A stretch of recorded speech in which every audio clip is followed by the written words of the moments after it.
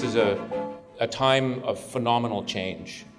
And for me personally, this is literally the last few days in my role. I've been doing this role for 9 years. And when I started this role, my view was you can't lead unless you have a sense of context. And the themes I thought that were changing the world have actually not changed over the last 9 years, the fundamental forces.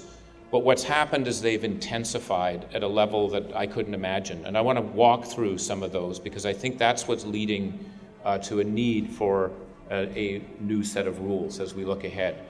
And secondly, I think that while we're going through this time of phenomenal change and disruption, I'm an optimist. I think there's going to be a lot of new jobs, new businesses, innovation that's going to be required. Innovation will be critical, but inclusion will be as important as innovation. And in fact, we're going to have to do more invention on the inclusion than we've ever done before. And my final point will be is I think if there is any country that can show us how to do this, because it's going to be a phenomenal task to do it, it's India. And so I do believe that I can see $10 trillion on the planning horizon. I don't know whether it's 2030 or 2040, but the momentum's there. What I actually think is more exciting is the innovation that we're going to see in how we do business and how we do social sector. Because of the size and scale of where India is, it has to be done that way, and that's going to be good for the world. So that's basically the message that I want to go through. So let me talk a little bit about the global context. I mentioned before, I always think about what are the forces at work that you have to think about, and I think about more of the gravitational forces versus the volatility that we've seen over the last 9 years. And I think that there are four that are driving the world into a period of extraordinary disruption. The first, and again, India is very much in the center of all of these. The first is this massive economic power shift towards Asia. Clearly, India is right in the middle of that. But many people in the world underestimate the speed with which that change is going on. And one way I look at it is if you were to put the Earth on a flat piece of paper and try and balance it, right, as to where the center of gravity is in the GDP, in the year zero, it was actually roughly around Delhi. That's because of the significance of the Asian economy back in the year zero. It wasn't as large, obviously, as it was today, but it was significant. If you then look forward to about 1975, it moved to Iceland. That's sort of the gravity as North America and Europe came into the system. Still a strong weight from Asia. So it basically took 2,000 years to move towards Iceland. In the next 50 years, it's going to move back exactly to where it started in the year zero, but with a much more significant economy. So the scale of that transition, because it's a much more massive economy than it ever has been, and the speed is unprecedented. It's about 1,000 times bigger than the Industrial Revolution. So the future is now, and it's here. It's in this part of the world. And if there's only one number that you remember from what I say in my blathering up here, is just the following. There is going to be 2.4 billion new middle-class consumers coming into the world in the next 15 years, right up to 2030. 2 billion of those will be coming from this region, and the vast bulk will be coming from this country and where it is. This is a massive opportunity that we need to look at. And again, most of us in the West are underappreciating the speed and scale of that, and that has just continued to move, and it's urbanization that is driving that. The second force, which I actually think is accelerated even further over these 9 years, and I'm both excited and frightened by it, is technology.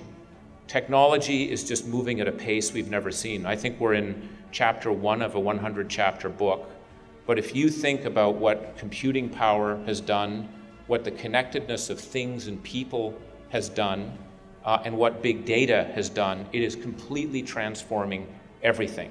Everyone needs to think of themselves as a technology company.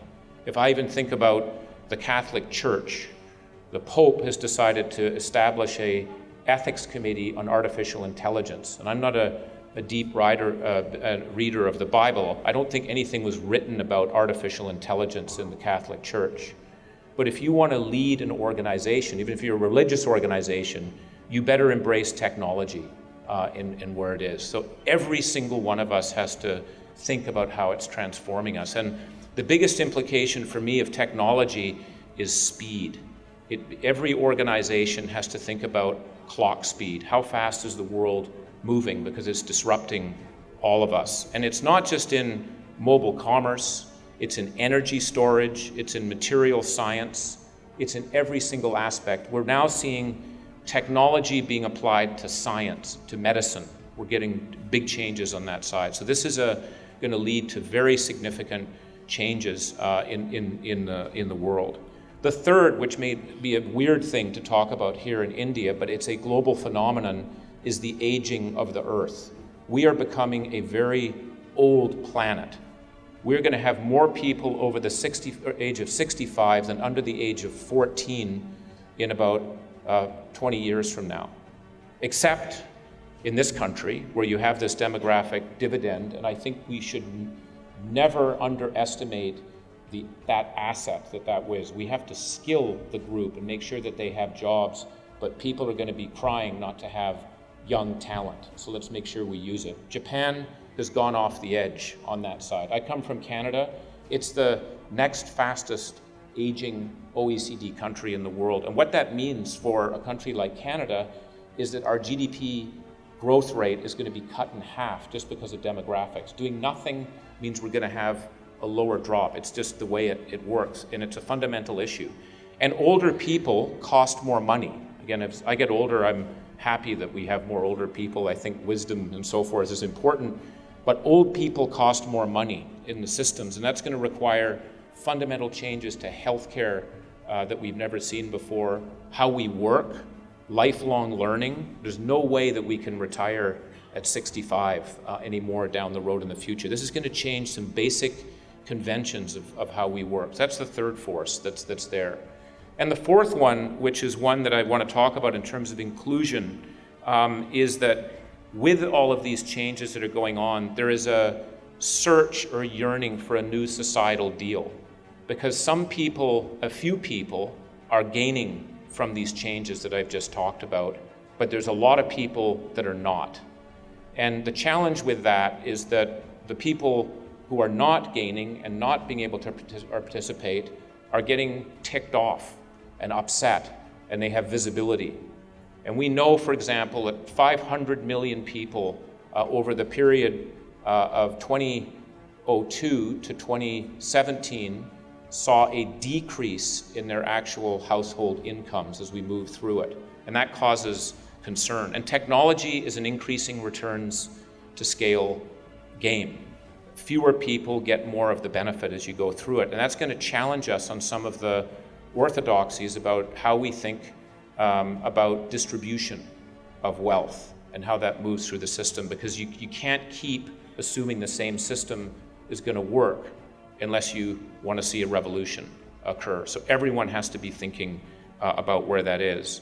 We have automation, which is coming in faster than we think. We think that in most countries around the world, we're going to see at least 10% of the workforce have to have a completely new job in the next 10 years. Their job will be eliminated through automation. And I'm not a Luddite. Automation can help do many things. We've got, I think, many more future jobs than we have past jobs. The problem is you have to skill them, as Rana said before. If we don't skill people and reskill people, we're going to have a big problem, and it's moving faster than we've seen. And in previous technology disruptions, we had multiple generations to absorb the technology shift. This is going to happen in one generation as we move through it. And then we have the increasing geopolitical stability, and KPMG and Bill Thomas can talk. They've done a very good report on that, but I've never seen so much geopolitical stability. As was mentioned in Davos, I think the feeling was growth, growth, growth, incredible bullishness, but at the same time, fragility like we've not seen before, and we go through it. So that's the context of what we're dealing with, which is a very turbulent, disruptive world. I'm an optimist. I think there are many, many opportunities. But if we don't begin to think about how we do things differently as organizations and as businesses, if I might point out the businesses in society, we're going to have a revolution as we move through it. And one of the people I read a lot, and you may think I'm bizarre when I say that, and some of you have probably heard of this fellow, E.O. Wilson, who wrote a book called The Social Conquest of Earth. E.O. Wilson's an entomologist, which means he studies ants. You say, well, why are you reading about someone who studies ants? Well, E.O. Wilson, his real passion is actually studying species that have been dominant over long, long periods of times in world history. And there are 4 species that have been dominant: ants, termites, bees, and humans. And the distinguishing feature of those species that are dominant over time is they're altruistic to each other, and they're intergenerational in what they do. I'm simplifying for an idiot like me to understand it, but that's why this fellow who studies ants has actually got some pretty profound views about where we are. And we're assuming that the current system that we have is going to work. And I'm suggesting to you it's not, because of the technology shifts that are going on, the disruptive shifts. And if we don't embrace the change and the people that are disrupted, then maybe we won't be moving through the system. And he had one quote, which I love, which is, we have created a Star Wars civilization with Stone Age emotions, medieval institutions, and godlike technology, right? It's that sort of combination of where it is. And that's why we need to have innovation, and we need to have inclusiveness as we look ahead. And some of the areas that I worry about from the ant point of view, if I could say it, is we're becoming increasingly short-term. Many governments are just trying to get re-elected in a cycle when many of these changes take a long period. We're seeing the advent of quarterly capitalism as opposed to long-term capitalism, where people are focused on the quarter and not thinking about what they're building over time. We have more political gridlock in other parts of the world. We have declining voter turnout. There's a problem with the system that we're going to have to work on, and we need to fix it. It's not going to be fixed outside the system of where we are. And so let me just finish off then talking about India, because I am bullish about us being able to do it, because I think India is right in the crosshairs of all of those issues. It, by definition, India is significant. This is 1/6 of the world's population that is here, right? The changes that are going to happen here, I think, can show us in the rest of the world how we move forward and what we do. And a couple of areas I just want to point out. There are things like infrastructure and resource effectiveness with energy and so forth. But I think 2 of the most fundamental areas of change are actually going to be on the reskilling area. We have to figure this out, given the demographic advantage that we have. And that means we're going to have to rethink how we do education. Why does it take 16 years to make a doctor? Why? Who said that has to be the rule of how it works? Who says you have to spend 2 years doing an MBA? Who says you have to have a university degree to join a firm like ours? Why is that a rule? Why do we put kids in school behind a desk for 16 years and assume that that's the way we work it? I keep a picture in my New York office of the first kindergarten, which was in 1882. Bismarck invented the kindergarten in Germany because he was worried about a technological change. That was moving people from agriculture into industry. So they came up with kindergartens. If you look at the kindergarten from that period of time, well over 150 years ago, and compare it to what an average kindergarten looks like in Manhattan, the only difference you see is one has carbon fiber desks and the other has wooden desks. And that's, to me, we have to rethink how we're going to educate. And I think I'm excited by the prospect here in what we do, because that will be the way it is. And we're going to have to think about lifelong learning. It won't be we stuff all our education into the first 25 years of our life. This is going to be an ongoing capability that we're going to need to be able to have. The second area is the frugal innovation that Rana, you mentioned. When I think about healthcare and what needs to be done, I think the solution to the healthcare problems that we have in the West will be solved here. We're going to learn how to do it here, and then we're going to export that back into the other parts of the world. It's going to happen. Just given the scale and the innovation, the technology, and the chance to challenge orthodoxies, we're going to see innovation at a scale that we have never seen before.